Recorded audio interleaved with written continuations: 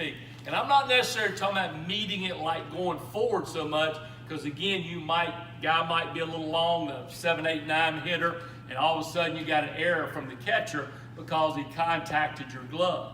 So what we're talking about is, rather than what most people from little league to the big leagues do, stay all the way down, boom, receive it, and now start to move.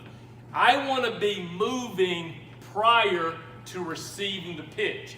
When the ball hits that dirt circle, we all know it's a 26-foot diameter dirt circle. So from the middle of home plate to any spot touching the grass is 13 feet. When the ball hits that dirt circle, I want to start to anticipate meeting that pitch. So if I can move just a little bit, I've overcome inertia. An object will remain at rest until acted upon by the muscles in my legs, for example. You know, a body in motion is always going to be quicker than a body that's starting from a dead standstill.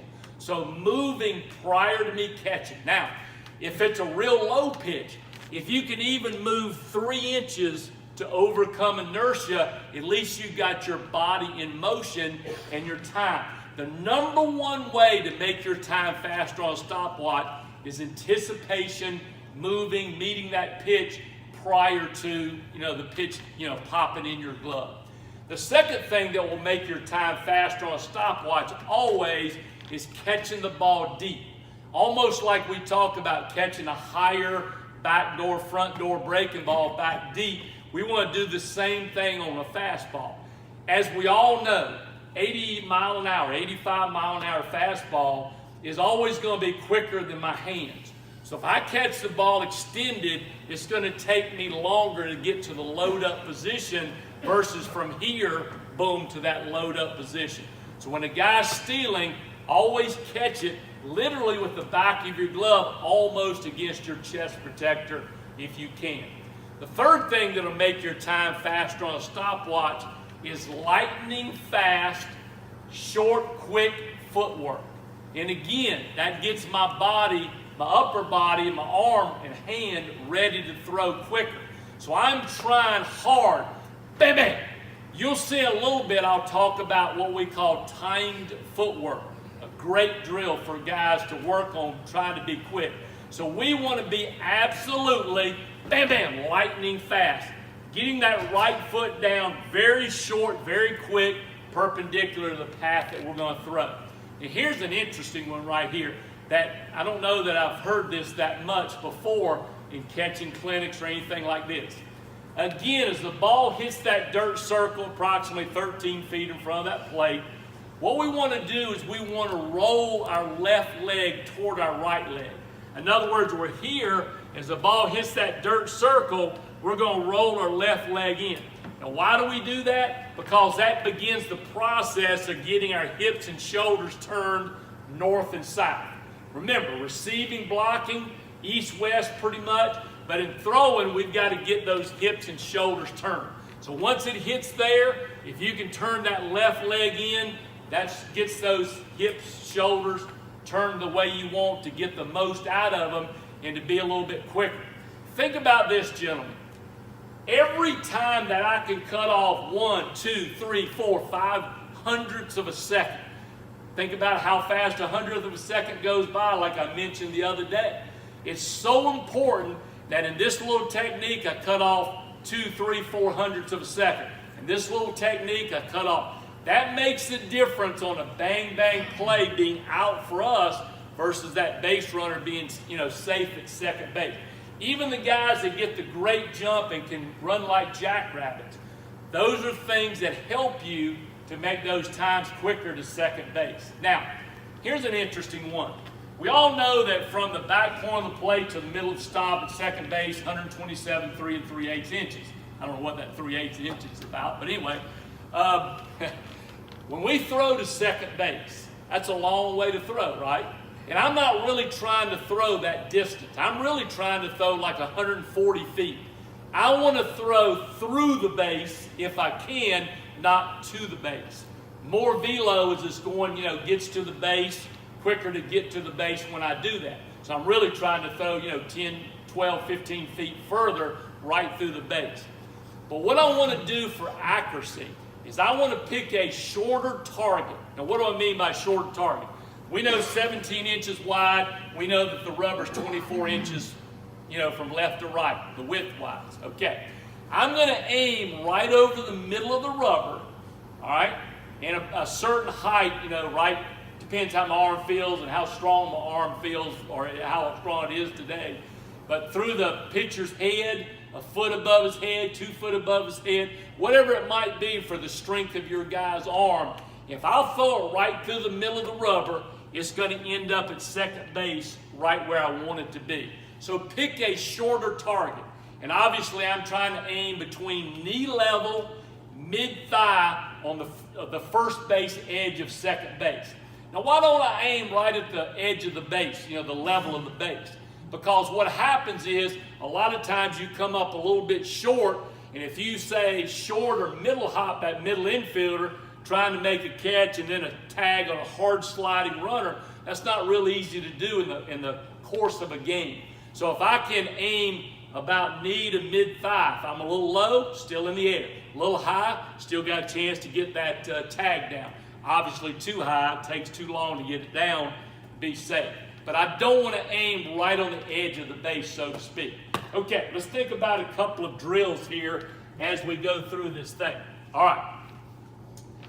When we do our throwing program, warm up or whatever you want to call it every day, what we do is around the fourth seam, we take a black magic marker and we're going to make a circle right around the fourth seam. What we do in our throwing program every day, the first 10, 12 throws, we literally with our glove will put our glove right under the elbow of our throwing hand, get that elbow slightly above the shoulder, and we'll flip it to a guy, our partner 10, 12, 15 feet away, and really look at the perfect backspin. We all know the ball goes, it goes faster it goes in the direction it's spinning the fastest. So when we get that perfect 6 to 12 backspin, ball's going to stay up longer to second base. But throwing long, as you do your throwing program, you can really see the spin. Is it 6 to 12? Is it 7 to 1? What is the rotation of the ball? So a good way to do it. In fact, what we do that around a number of balls, and every catcher in his catching bag, he puts it in there. Gets it out every day, and he's going to do his throwing program with that stripe around the baseball. All right, now, we all know that the glove side of our body has a lot to do with accuracy. 3 things I don't want to do as I throw. Obviously, number 1, I don't want to point the pocket to the left. I fly open too quick, throw it to the shortstop side. I don't want to take my glove above shoulder level, tilt the shoulders. I'm going to throw north-south at second base. I don't want to do what most catchers do, like a Holland windmill. It's like my arms are here, because I'm going to throw low and away to second base.